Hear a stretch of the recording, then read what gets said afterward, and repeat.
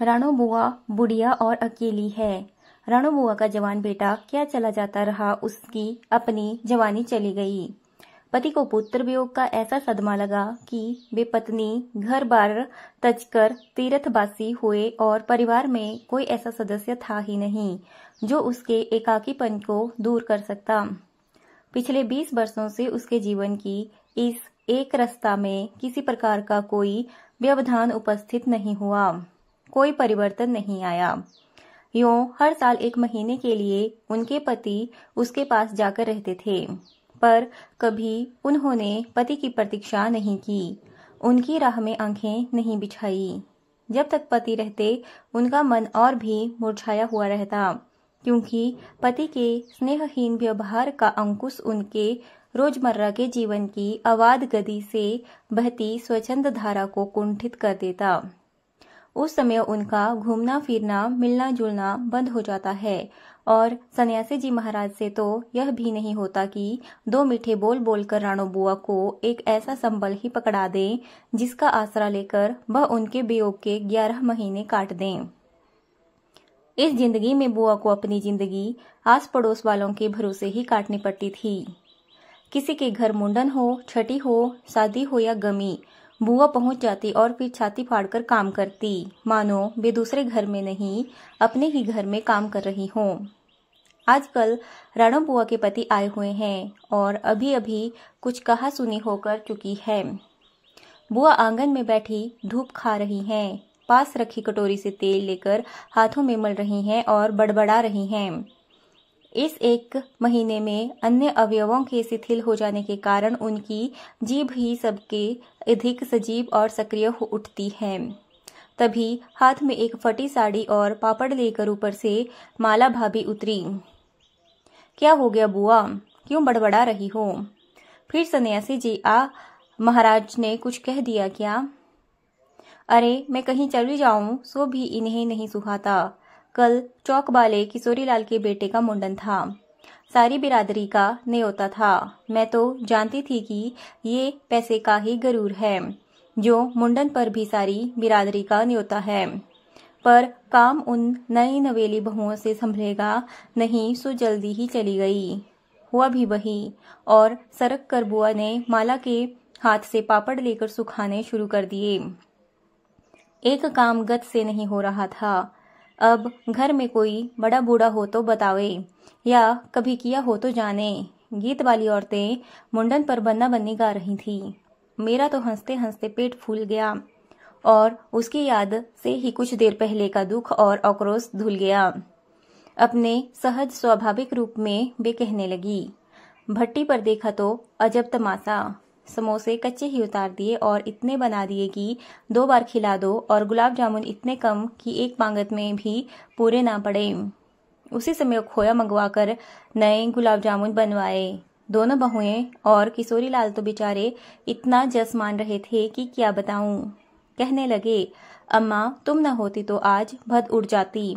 अम्मा तुमने लाज रख ली। मैंने तो कह दिया कि अरे अपने ही काम नहीं आवेंगे तो बाहर से आवेगा कोई।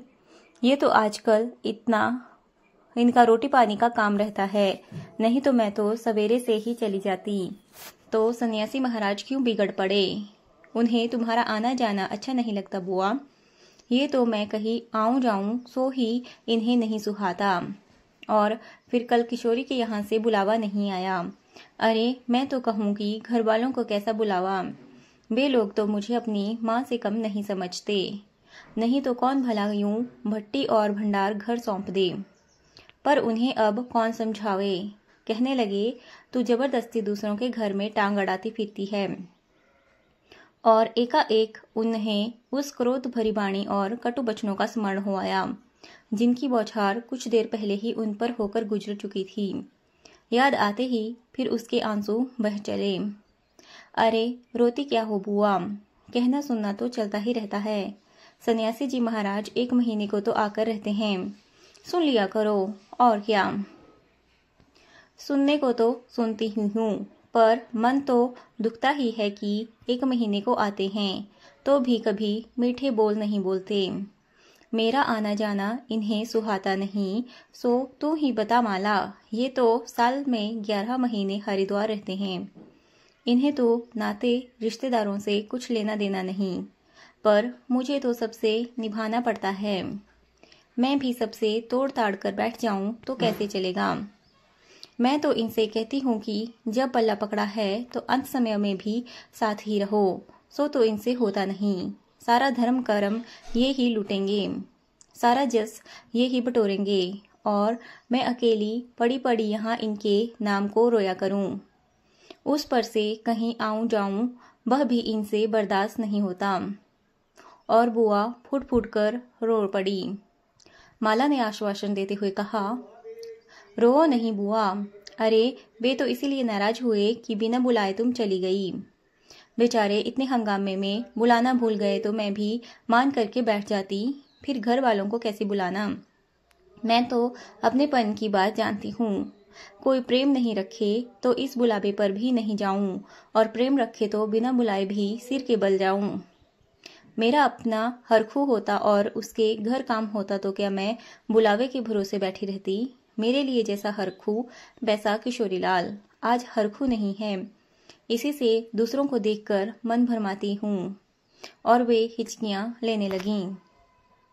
पापड़ों को फैलाकर स्वर को भरसक कोमल बनाकर माला ने कहा, तुम भी बुआ बात को कहां से कहां ले गई। अब चुप भी हो जाओ। अच्छा देखो, तुम्हारे लिए एक पापड़ भून कर लाती हूँ, खाकर बताना कैसा है। और वह पापड़ लेकर ऊपर चढ़ गई।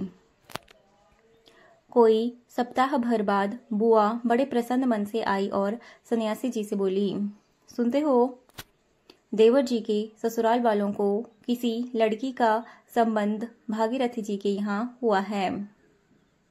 वे सब लोग यहीं आकर ब्याह कर रहे हैं। देवर जी के बाद तो उन लोगों से कोई संबंध ही नहीं रहा, फिर भी हैं तो समधी ही। वे तो तुमको भी बुलाए बिना नहीं मानेंगे। समधी को आखिर कैसे छोड़ सकते हैं। और बुआ पुलकित होकर हंस पड़ी। सन्यासी जी की मौन उपेक्षा से उनके मन को ठेस तो पहुंची, फिर भी वे प्रसन्न थी। इधर उधर जाकर वे इस विवाह की प्रगति की खबरें लाती।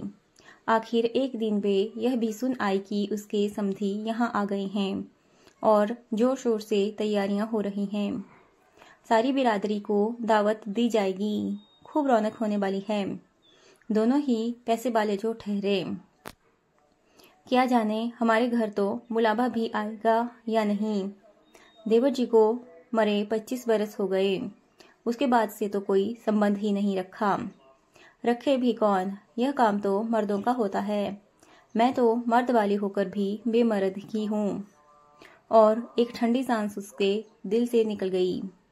अरे वाह बुआ, तुम्हारा नाम कैसे नहीं होगा। तुम तो समधन ठहरी, देवर चाहे ना रहे, पर कोई रिश्ता थोड़े ही टूट जाता है। दाल पीसती हुई घर की बड़ी बहू बोली, है बुआ नाम है, मैं तो सारी लिस्ट देखकर आई हूँ। विधवा ननंद बोली। बैठे ही बैठे 2 कदम आगे सरक कर बुआ ने बड़े उत्साह से पूछा, तू अपनी आंखों से देखकर आई है नाम?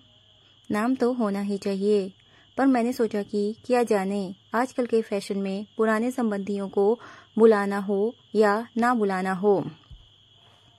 और बुआ बिना 2 पल भी रुके वहां से चल पड़ी। अपने घर जाकर सीधे माला भाभी के कमरे में चढ़ी। क्यों रे माला, तो जानती है कि नई फैशन में लड़की की शादी में क्या दिया जाता है। संबंधियों का मामला ठहरा, सो भी पैसे बले। खाली हाथ जाऊंगी तो अच्छा नहीं लगेगा। मैं तो पुराने जमाने की ठहरी, तू ही बता दे क्या दूं। अब कुछ बनाने का समय तो रहा नहीं, 2 दिन बाकी हैं, सो कुछ बना बनाया ही खरीद लाना। क्या देना चाहती हो अम्मा? जेबर, कपड़ा, श्रृंगारदान या कोई और चांदी की चीज? मैं तो कुछ भी नहीं समझूं हूँ। जो कुछ पास है तुझे लाकर दे देती हूँ, जो तू ठीक समझे ले आना। बस मजाक नहीं उड़नी चाहिए। अच्छा देखो पहले कि रुपए कितने हैं। और वे डगमगाते कदमों से नीचे आई। 2-3 कपड़ों की गठरियाँ हटाकर एक छोटा सा बक्सा निकाला, उसका ताला खोला, इधर उधर करके एक छोटी सी डिबिया निकाली, बड़े जतन से उसे खोला। उसमें 7 रुपए की कुछ रोजगार पड़ी थी और एक अंगूठी। बुआ का अनुमान था कि रुपए कुछ ज़्यादा होंगे, पर जब 7 ही रुपए निकले तो सोच में पड़ गई। रईस संबंधियों के घर में इतने रुपयों से बिंदी भी नहीं लगेगी। उनकी नज़र अंगूठी पर गई। यह उसके मृत पुत्र की एकमात्र निशानी उसके पास रह गई थी। बड़े बड़े आर्थिक संकटों के समय भी वे उस अंगूठी का मोह नहीं छोड़ सकी थी। आज भी एक बार उसे उठाते समय उनका दिल धड़क गया।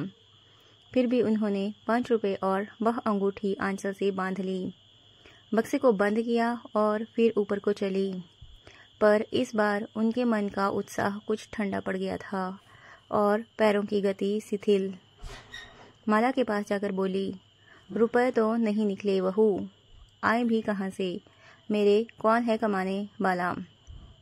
उस कोठरी का किराया आता है, उसमें 2 समय की रोटी निकल जाती है जैसे तैसे। और वे रो पड़ी। माला ने कहा, क्या करूं बुआ, आजकल मेरा भी हाथ तंग है, नहीं तो मैं ही दे देती। अरे पर तुम देने के चक्कर में पड़ती ही क्यों हो? आजकल तो देने लेने का रवाज ही उठ गया है। नहीं रे माला, संबंधियों का मामला ठहरा, 25 बरस हो गए तो भी वे नहीं भूले। और मैं खाली हाथ जाऊं? नहीं नहीं, इसे तो ना ही जाऊं सो ही अच्छा। तो जाओ ही मत, चलो छुट्टी हुई, इतने लोगों में किसे पता लगेगा कि आई या नहीं। माला ने सारी समस्या का सीधा सा हल बताते हुए कहा, बड़ा बुरे मानेंगे, सारे शहर के लोग जाएंगे और मैं समधिन होकर नहीं जाऊंगी तो यही समझेंगे कि देवर जी मरे तो संबंध भी तोड़ दिया। नहीं नहीं, तू यह अंगूठी बेच ही दे। और उन्होंने आंचल की गांठ खोलकर एक पुराने जमाने की अंगूठी माला के हाथ पर रख दी। फिर बड़ी मिन्नत भरे स्वर में बोली, तू तो बाजार जाती है माला, इसे बेच देना और जो ठीक समझे खरीद लेना, बस शोभा रह जाए इतना ख्याल रखना। गली में बुआ ने चूड़ी वाले की आवाज़ सुनी तो एकाएक उनकी नज़र अपने हाथ की भद्दी मटमैली चूड़ियों पर जाकर टिक गई। कल समधियों के यहाँ जाना है, जेवर नहीं है तो कम से कम कांच की चूड़ी तो अच्छी पहन ले। पर एक अव्यक्त लाज ने उसके कदमों को रोक दिया। कोई देख लेगा तो। लेकिन दूसरे ही क्षण अपनी इस कमजोरी पर विजय पाती सी वे पीछे के दरवाजे पर पहुंच गई और 1 रुपया कलदार खर्च करके लाल हरी चूड़ियों के बंद पहन लिए। पर सारे दिन हाथों को साड़ी के आंचल से ढके ढके फिरी। शाम को माला भाभी ने बुआ को चांदी की एक सिंदूरदानी, एक साड़ी और एक ब्लाउज का कपड़ा लाकर दे दिया।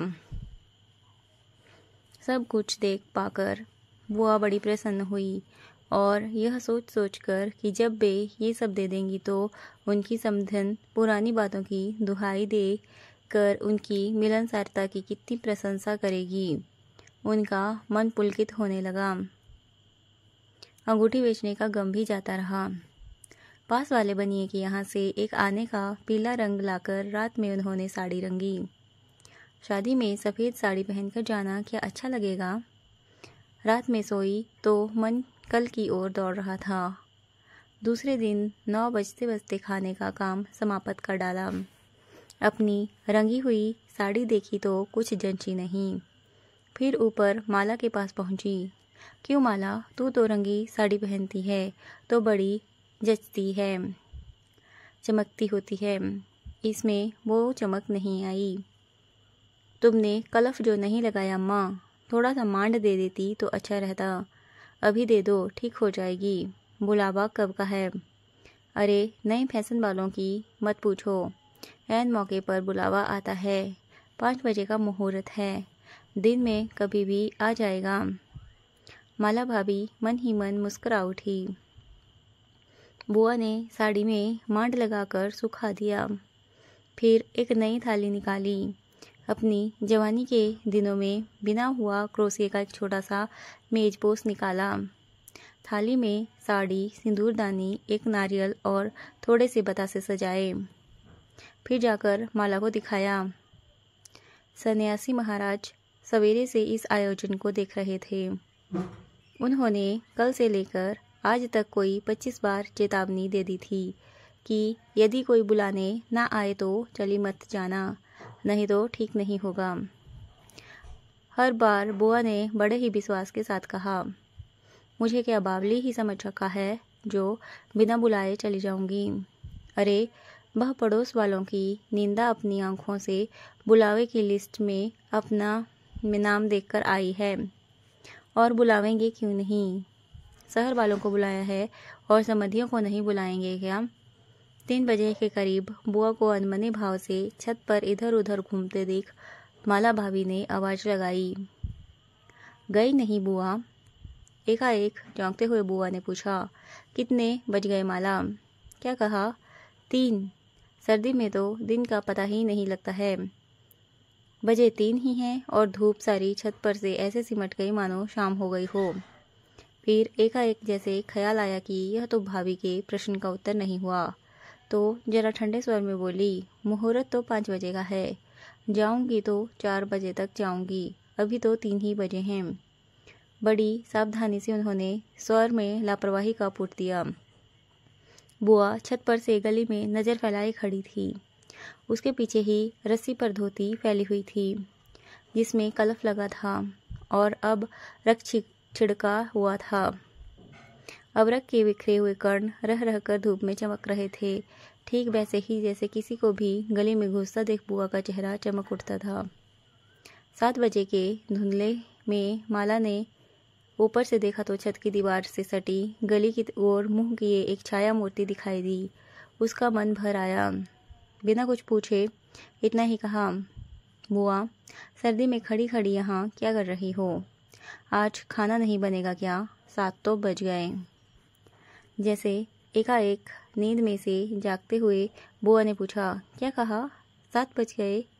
फिर जैसे अपने से ही बोलते हुए पूछा, पर 7 कैसे बज सकते हैं? मुहूर्त तो 5 बजे का था। और फिर एकाएक सारी स्थिति को समझते हुए स्वर को भरसक संयंत्र बनाकर बोली, अरे खाने का क्या है, अभी बना लूँगी। 2 जनों का तो खाना है, क्या खाना है और क्या पकाना। फिर उन्होंने सूखी साड़ी को उतारा, नीचे जाकर अच्छी तरह उसकी तह की, धीरे धीरे हाथों में से चूड़ियाँ खोली, थाली में सजाया हुआ सारा सामान उठाया और सारी चीज़ें बड़े जतन से अपने एकमात्र संदूक में रख दीं। और फिर बड़े ही बुझे हुए दिल से अंगीठी जलाने को बैठ गई।